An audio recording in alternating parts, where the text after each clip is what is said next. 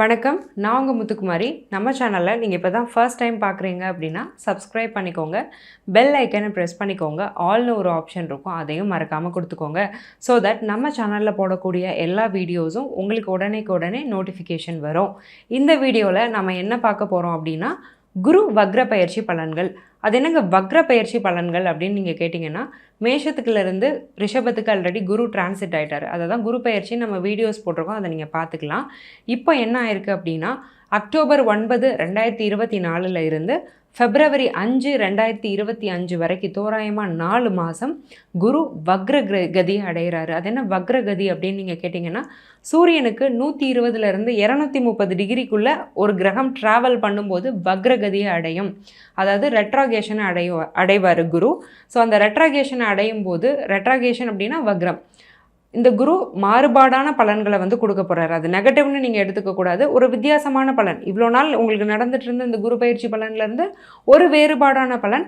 இன்னொரு விஷயம் இங்கே என்ன கவனிக்கணும்னா, ஆல்ரெடி சனி வக்ரகதியில் இருக்கிறார். அப்போ கோச்சாரத்தில் 2 மாபெரும் கிரகங்கள் வக்ரகதி அடையுது. இது நிச்சயமாக ஒவ்வொரு ராசிக்கும் வேறுபாடான பலன்களை கொடுக்க இருக்குது. இந்த வரிசையில் நம்ம ஒவ்வொரு ராசியாக பார்த்துட்டு வரோம். இந்த குரு வக்ர பயிற்சிக்கான ஒரு பரிகாரத்தையும் நான் இந்த வீடியோவோட எண்டில் நான் ஷேர் பண்ணுவேன். ஸோ இந்த வீடியோவை ஃபுல்லாக நீங்கள் ஸ்கிப் பண்ணாமல் பாருங்கள். அந்த வரிசையில் நாம் இப்போ பார்க்கக்கூடிய ராசி தனுசு.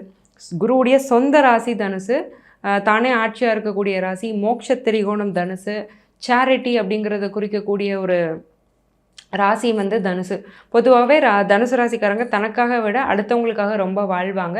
ஸோ அப்படிப்பட்ட தனுசு ராசிக்கு குரு இருக்கிறது 6ஆம் இடத்துல. ஸோ குரு பயிற்சியில் நம்ம பேசும்போதே 6ங்கிறது ஒரு சுபகிரகம் 6ஆம் இடத்தை பார்க்குறத விட அந்த இடத்துல போய் உட்காந்துட்டா கண்டிப்பாக ஹெல்த் இஷ்யூஸை ரொம்ப கொடுப்பாரு. நிறைய ஹாஸ்பிட்டலுக்கான செலவை கொடுப்பாரு. எவ்வளோ ஆரோக்கியமான ஒரு பர்சனாக இருந்தாலுமே 6ஆம் இடத்துல ஒரு சுபகிரகம் இருந்து தசை நடத்தும் போதோ, அதோட புத்தி வரும்போதோ, இல்லை கோச்சாரத்தில் போய் உட்காரும் போதோ, எவ்வளவு ஹெல்த்தியான பர்சனாக இருந்தாலும் எதிர்பாராத மருத்துவ செலவு அப்படிங்கிறது வரும். முக்கியமாக இந்த குரு 6ஆம் இடத்துல இருக்கும்போது நிறைய பேருக்கு ஆட்டோ இம்யூன் டிசீஸ்னு சொல்லுவோம். அதாவது தன்னுடைய நோய் எதிர்ப்பு சக்திக்குள்ள தன்னோட செல்லை இன்னொன்று அழிச்சுக்கும். இதுக்கு காரணமே குரு தான். ஸோ எது வந்து ஃபாரின் ஏஜென்ட், எது வந்து நம்ம பாடியில் உள்ள நல்ல செல்னு தெரியாமல் நம்ம இம்யூன் சிஸ்டம் அட்டாக் பண்ணிடும். அதுதான் ஆட்டோ இம்யூன் டிசீஸ்னு சொல்லுவோம். வாத நோய், ருமட்டாய்டு ஆர்த்ரைட்டிஸ், விட்டிலிகோ, இந்த மாதிரி நிறைய ஆட்டோ இம்யூன் டிசீசஸ் இருக்குது. சில பேருக்கு ஹேரில் பிரச்சனை வரும். அதுக்கெல்லாம் வந்து குணப்படுத்த முடியாது. மருந்து மாத்திரையே கிடையாது. அதை மேனேஜ் தான் பண்ண முடியும். இந்த மாதிரி ஆட்டோ இம்யூன் டிசீஸை கொடுக்கக்கூடிய கிரகம் யாருன்னா குரு. 6ல் குரு இருக்கும்போது நிறைய பேர் இந்த மாதிரியான நோய்களில் பாதிக்கப்பட வாய்ப்பு இருக்குது. ஸோ இதை நான் ஆல்ரெடி சொல்லியிருக்கேன். இப்போ குரு வக்ரமாகிறதுனால குரு பூமிக்கு கொஞ்சம் பக்கத்தில் வராரு. அதாவது தான் இருக்கிற இடத்துலேருந்து கொஞ்சம் பூமியை நோக்கி நகண்டு வராரு. அப்போது அந்த குரு வந்து தன்னுடைய பலனை வீரியமாகவே உள்ளே கொடுப்பாரு. ஸோ மனசை கொஞ்சம் ரிலாக்ஸ்டாக வச்சுக்கோங்க. ஏன்னா ஆட்டோ இம்யூன் டிசீஸ்க்கு காரணமே ஸ்ட்ரெஸ் தான் அப்படின்னு டாக்டர்ஸ் சொல்கிறாங்க. அதே மாதிரி மன ரீதியான பிரச்சனை, மனப்பதட்டம் இதெல்லாம் கொஞ்சம் குறைச்சிக்கிட்டிங்கனாலே இந்த மாதிரி பிரச்சனைகள்லேருந்து நீங்கள் விடுபடலாம். குரு வக்ரமாகும்போது கொஞ்சம் மூச்சு விட முடியும். ஹெல்த் இஷ்யூஸ் கொஞ்சம் கண்டிப்பாக குறைய தான் போகுது. ஸோ இந்த 4 மாதத்தில் இந்த ஆட்டோ இம்யூன் யாரையும் அட்டாக் பண்ண போகிறதில்ல.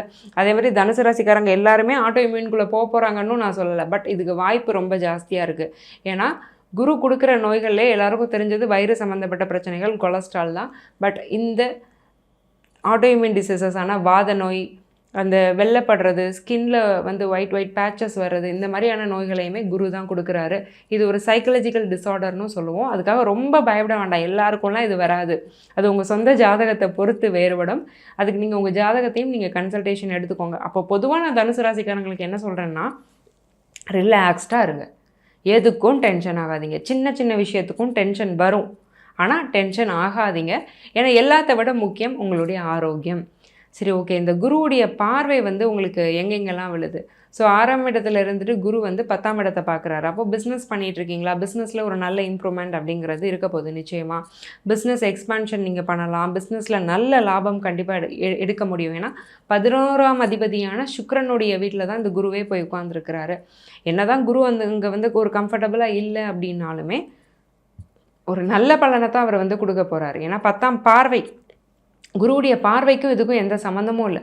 குரு வந்து இருக்கிற இடத்த விட பார்க்குற இடத்த வந்து விருத்தி பண்ணுவார். அப்போது கர்மஸ்தானத்தையும் குரு பார்க்குறதுனால ஆல்ரெடி சேரிட்டி ராசியான தனுசு நல்ல டொனேஷன் இல்லை ஒரு கோயிலுக்கு ஒரு உழவார பணி இந்த மாதிரி பண்ணி நல்ல கர்மாவை பெருக்கிக்கக்கூடிய ஒரு சந்தர்ப்பத்தையும் இந்த குரு கொடுக்குறாரு. ஏன்னா 10ஆம் இடம்ங்கிறது கர்மா. அப்போது ஒரு சுபகிரகம் 10ஆம் இடத்தை பார்க்கும்போது நல்ல கர்மாவை நீங்கள் அதிகப்படுத்திக்க நிச்சயமாக முடியும். சரி, ஓகே. 12ஆம் இடத்துக்கு இந்த குரு பார்வை விழுது. இது என்ன பண்ண போகிறாரு அப்படின்னு கேட்டிங்கன்னா, என்ன தான் ஹெல்த் இஷ்யூ இருக்கட்டும், என்ன தான் டாக்டர் அட்வைஸ் பண்ணிட்டோம், எனக்கு பிடிச்சதை தான் நான் சாப்பிடுவேன், எனக்கு பிடிச்ச மாதிரி தான் நான் இருப்பேன் அப்படிங்கிற கேரக்டர் கண்டிப்பாக தனுசில் இருக்கும். என்ன ரீசன் அப்படின்னா, தன்னை கவனிக்கவே மாட்டாங்க, அடுத்தவங்கள தான் ரொம்ப கவனிப்பாங்க. அப்போ தான் மேலே ஒரு அக்கறை இருக்காது, ஒரு செல்ஃப் லவ் இருக்காது, செல்ஃப் கேர் அப்படிங்கிறது இருக்காது. நினச்சதை சாப்பிட்ணும், நினச்ச நேரத்தில் தூங்கணும், பெருசாக லைஃப் ஸ்டைல் மாடிஃபிகேஷன்ஸ்லாம் பண்ண மாட்டாங்க. இன்ஃபேக்ட் எக்ஸசைஸ் பண்ணுறவங்களே ரொம்ப கம்மி தனுசு ராசியில். பட் இந்த 12ல் விழக்கூடிய குருவுடைய வக்ர பார்வை சில விஷயங்களை மாற்ற வைக்கும். சரி, நமக்காகவும் வாழணும், ஒரு ஃபுட் ஹேபிட்ஸை நம்ம மாற்றிக்கலாம், இது டாக்டர் வேணாங்கிறாருனா இதை நம்ம சாப்பிட வேண்டாம், கொஞ்சம் ஹெல்த்தியான சாப்பாடை சாப்பிட ஆரம்பிப்போம், நம்ம நோயை கொஞ்சம் குணப்படுத்துவோம் அப்படிங்கிற ஒரு கன்சர்னை மைண்டுக்கு கண்டிப்பாக கொடுப்பாரு குரு. ஏன்னா அந்த குருவுடைய வக்ர பார்வை அப்படிங்கிறது கொஞ்சம் சுயநலத்தை கொடுக்கும். இன்ஃபேக்ட் குரு கொஞ்சம் வக்ரமாக இருக்கிறது பொதுவாக ஜாதகத்திலே இப்படி இருந்தாருன்னா நல்லது. ஏன்னா வக்ரம் ஆகலைன்னா லைஃபே இன்னொருத்தவங்களுக்கு டெடிகேட் பண்ணிட்டு ஓடிட்டே இருப்பாங்க. அதனால் குரு கொஞ்சம் வக்ரம் ஆகிறது வந்து நல்ல விஷயந்தான். அப்போது ஒரு ஹெல்த் கான்ஷியஸ், ஒரு ஃபுட் ஹேபிட்டில் ஒரு கன்சர்ன் அப்படிங்கிறதெல்லாம் வந்து நிச்சயமாக வரப்போகுது. நிறைய பேர் வந்து ஸ்லீப்பிங் பில்ஸ் எடுத்து தான் தூங்கிட்டு இருப்பாங்க. ஏன்னா கொஞ்சம் ஆங்ஸைட்டி அப்படிங்கிறதும் கொஞ்சம் அதிகமாக இருந்திருக்கும். அவங்கெல்லாம் கூட இப்போ இந்த ஸ்லீப்பிங் பில்ஸ் எல்லாம் கொஞ்சம் நிறுத்தக்கூடிய ஒரு சூழ்நிலை, கொஞ்சம் நிம்மதியாக ஒரு தூக்கம் வரக்கூடிய ஒரு சூழ்நிலையை வந்து குரு கொடுப்பாரு. அதர் ஸ்டேட்டுக்கு நிறைய பேரால் ட்ராவல் பண்ண முடியும். ஸோ இப்போ நான் தமிழ்நாட்டில் இருக்கேன், ஒரு கேரளா, ஆந்திரா கூட நான் போகணுன்னு நினைக்கிறேன்னா என்னால் இப்போ போக முடியும். நிறைய ஸ்பிரிச்சுவல் ஸ்பாட்ஸ் நீங்கள் விசிட் பண்ணுவீங்க. ஜீவ சமாதின்னு சொல்லுவோம், சித்தர்கள் நிறைய ஜீவ சமாதி அடைஞ்சிருப்பாங்க. அதை வந்து தரிசிக்கக்கூடிய ஒரு பிராப்தமும் உங்களுக்கு வந்து இந்த பீரியடில் கிடைக்கும். ஒருவேளை உங்களுக்கே ஏதோ ஒன்று தெரியுதுன்னா கூட நீங்களே தேடி போய் பார்த்துட்டு வர்றது நல்லது. இன்னொரு விஷயம், குருவுடைய ஸ்பெஷல் ஆஸ்பெக்டான 9ஆம் பார்வை 2ஆம் இடத்துல விழுது. அப்போ தனஸ்தானம் குடும்பஸ்தானத்தில் குருவுடைய பார்வை விழும்போது குடும்ப நபர்கள் கண்டிப்பாக நல்லா இருக்க போகிறாங்க. பண பிரச்சனை தீரப்போகுது. வெளியில் பணத்தை கொடுத்துட்டேன், ரொம்ப நாளாக அவன் கொடுக்கல, இழுத்தடிச்சிட்டே இருக்கான், வருமோ போகுமோன்னு நான் பயந்துக்கிட்டே இருக்கேன் அப்படின்னா இந்த பீரியடில் கண்டிப்பாக அந்த பணம் உங்கள் கைக்கு வந்து சேரப்போகுது. அப்போது 6ஆம் இடமான நெகட்டிவில் குரு இருந்து வக்ரமாக இருக்கிறது உங்களுக்கு ரொம்பவே பாசிட்டிவாக தான் இருக்க போகுது. சில விஷயங்களை பண்ணாதீங்கன்னு மட்டும் நாம் சொல்லியிருக்கோம், அதை பண்ணாதீங்க. முக்கியமாக கடன் வாங்காதீங்க, கடன் கொடுக்காதீங்க. அடுத்த 4 மாதத்துக்கு தேவையில்லாத செலவு வரலாம். ஒரு செலவை பண்ணுறதுக்கு முன்னாடி இது உண்மையிலே நமக்கு இந்த சூழ்நிலையில் தேவையா அப்படிங்கிறத யோசிச்சுட்டு பண்ணுறது ரொம்ப நல்லது. சரிங்க, ஏதோ ஒரு பரிகாரம் சொல்கிறேன் நீங்களே, அது என்ன பரிகாரம் அப்படின்னு நீங்கள் கேட்டிங்கன்னா, ஆதரவற்ற குழந்தைகள்னு இருப்பாங்க. ஸோ அதுக்கு நீங்கள் ஏதாவது ஒரு ஹோம் தேடி தான் போகணுன்னு இல்லை, உங்களுக்கே தெரியும், பக்கத்தில் இருப்பாங்க, இல்லை யாரோ ஒரு சேரிட்டியாக சேர்ந்து ஹெல்ப் பண்ணிகிட்ருப்பாங்க. அப்படி உள்ள குழந்தைங்களுக்கு எல்லோ கலரில் உள்ள ஸ்வீட்ஸ் வாங்கி வியாழக்கிழமையில் டொனேட் பண்ணுறது நல்லது. இத்தனை தான் வாங்குங்க, இத்தனை கிழமை கொடுங்கன்னு நான் சொல்ல மாட்டேன். அது உங்கள் மனசு, உங்களுடைய ஃபினான்ஷியல் ஸ்டேட்டஸை பொறுத்தது. எல்லோ அப்படிங்கிறது குருவுடைய கலர், இனிப்பு அப்படிங்கிறது குருவுடைய காரகம். குழந்தைகளை குருவுக்கு ரொம்ப பிடிக்கும். இதை பண்ணும் பட்சத்தில் குருவுடைய வக்ர பயிற்சி இன்னமுமே உங்களுக்கு பாசிட்டிவாக இருக்கிறதுக்கு கண்டிப்பாக சான்சஸ் இருக்குது.